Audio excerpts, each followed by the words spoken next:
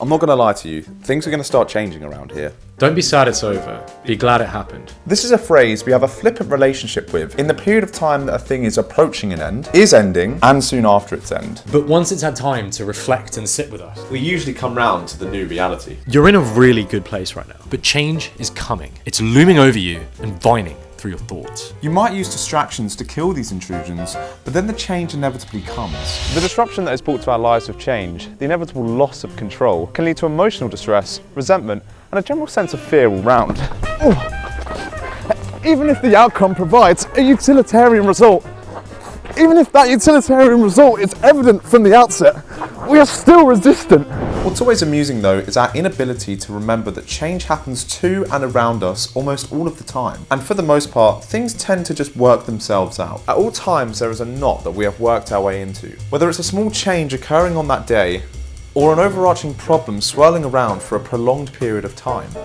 Big or small, there's always something that we're trying to maneuver through, but the more we resist, the worse the entanglement actually becomes. Take for example a lie, which you compound with more and more lies.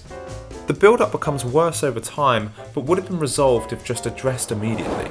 My point is, don't resist change, especially if that change is inescapable. In a more metaphysical sense, our aversion to change is manifested in the form of the romanticisation of the past and a demonisation of the present.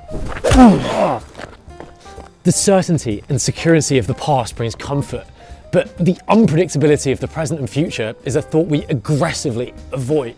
This is where stagnation becomes the path of temptation. Look, we're all creatures of comfort, but if we all actively avoid change and opt for a static lifestyle, then growth becomes an impossibility. If you are someone who actively embraces change and seeks out new experiences, then I'm not really sure what you're doing here.